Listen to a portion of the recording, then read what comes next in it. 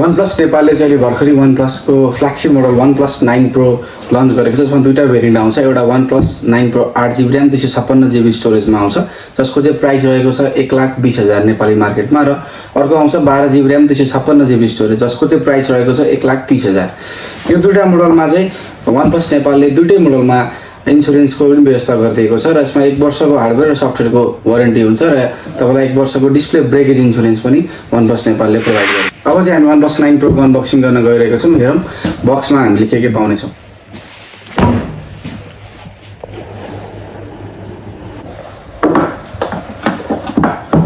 यो रहेको छ फोन, तपाईले देख्न सक्नुहुन्छ ब्ल्याक कलरको रहेको छ फोन चाहिँ, जुनको पछाडिको टेक्सचर डिजाइनमा आउँछ। डिजाइन वाइज चाहिँ अब हामी फोनको बक्सतिर हेर्छौँ बक्समा के पाउँछ भनेर। र बक्स खोल्ने बित्तिकै तपाईँले सबभन्दा अगाडि पाउनुहुन्छ एउटा व्हाइट कलरको बक्स हुन्छ, जस बक्सभित्र पनि, र यसमा तपाईँले पाउनुहुन्छ एउटा यसको केस, जुन चाहिँ OnePlusले यसपालि टिपियु नर्मली ट्रान्सपेरेन्ट केस दिन्थ्यो भने यसपालि चाहिँ तपाईँलाई चाहिँ अलिकति डिफ्रेन्ट केस दिएको छ,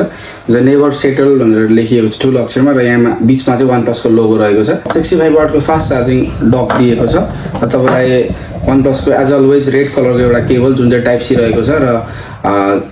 type C to type C छ यसको जुन चार्जिङ केबल पनि।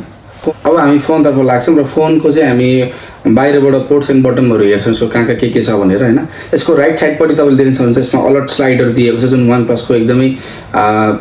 पुरानोदेखिबाट चलिआएको चलन भनौँ जस्तै OnePlusको जति पनि फ्ल्यागशिप फोनहरूमा चाहिँ अलर्ट स्लाइडर दिएको हुन्छ, र यसमा पनि अलर्ट स्लाइडर जुन OnePlus 9 Pro मा दिएको छ, र त्यसको मुनिपट्टि पावर बटन रहेको छ, र त्यसको सबभन्दा मुनि भनेर टाइप सी चार्जिङ पोर्ट भयो, र यसको स्पिकर ग्रिल साइडमा रहेको छ। लेफ्ट साइडमा कुरा गर्नु पर्दाखेरि चाहिँ volume button up and down button दिएको छ, र तपाईँको माथिपट्टि स्पिकर भयो, तल पनि स्पिकर भयो, यसमा तपाईँको स्टेरियो स्पिकर पनि रहेको छ। फोनको डिजाइनको कुरा गर्नुपर्दा चाहिँ यसमा फ्रन्ट एन्ड ब्याक दुवैतिर ग्लास युज गरिएको छ, जसलाई कर्निङ गोरिल्ला ग्लास 5 ले प्रोटेक्सन पनि दिएको छ,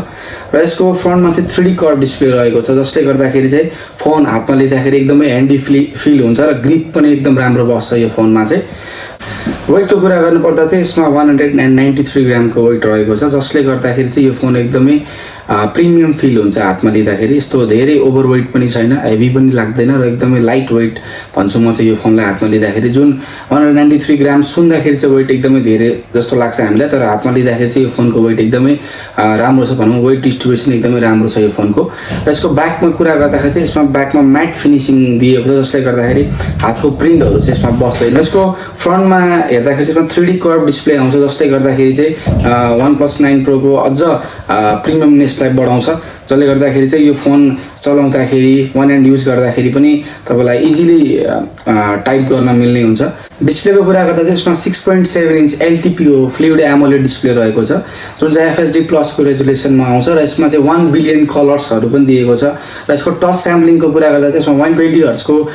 रिफ्रेस रेट छ, जसले गर्दा तपाईँको टच चाहिँ एकदमै स्मुथ बनाउँछ। र यसमा चाहिँ निट्सको कुरा गर्ने हो भने 1300 निट्स छ, जसले गर्दा ब्राइटनेस चाहिँ तपाईँलाई जति पनि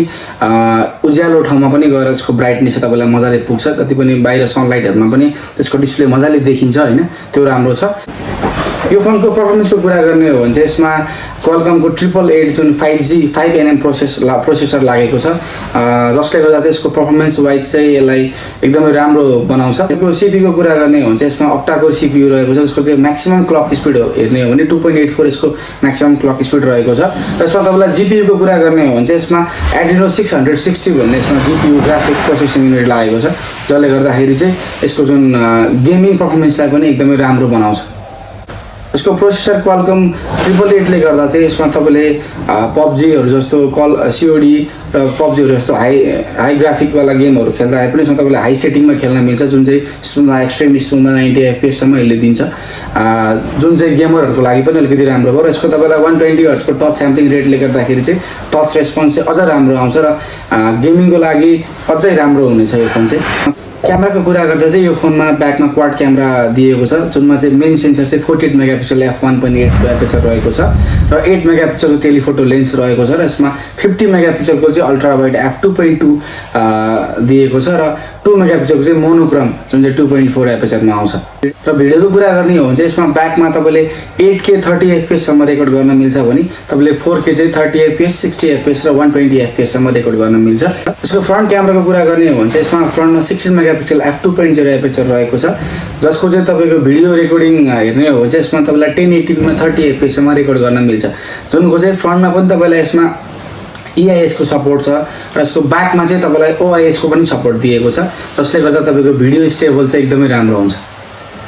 यसको ब्याट्रीको कुरा गर्ने हो भने चाहिँ यसमा तपाईलाई 4500 mAh को ब्याट्री दिएको छ जसलाई तपाईले चार्ज गर्न चाहिँ 65 वाट को फास्ट चार्जिङ दिएको छ जसले गर्दा तपाईलाई 0 to 100 चाहिँ विदिन 32 मिनेटमा फुल चार्ज हुन्छ यो चाहिँ र यसमा तपाईलाई वायरलेस चार्जिङ पनि सपोर्ट दिएको छ जसले गर्दा तपाईले यसमा चाहिँ 50 वाट को वायरलेस चार्जिङ सपोर्ट पाउनुहुन्छ जुनमा चाहिँ तपाईले 0 देखि 100 43 मिनेटमा गर्न सक्नुहुन्छ।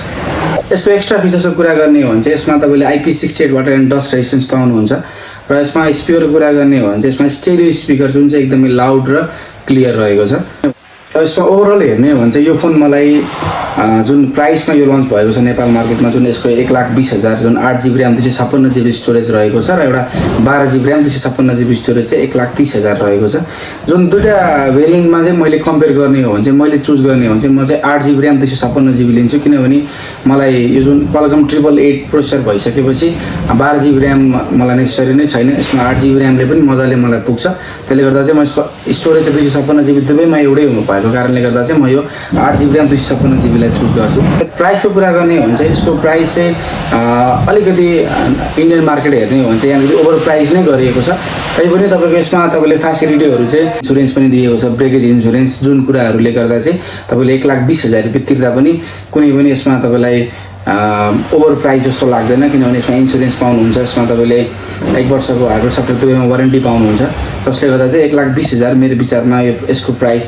एकदमै राम्रो त भन्दैन म तर एकदम ठिकै छ यसको प्राइस। यो नेपाल मार्केटमा चाहिँ यो प्राइस सेगमेन्टमा अरु कुनै पनि यसको कम्पिटिटरहरु हेर्ने हो भने चाहिँ यो बेस्ट फोन नै बन्न जान्छ।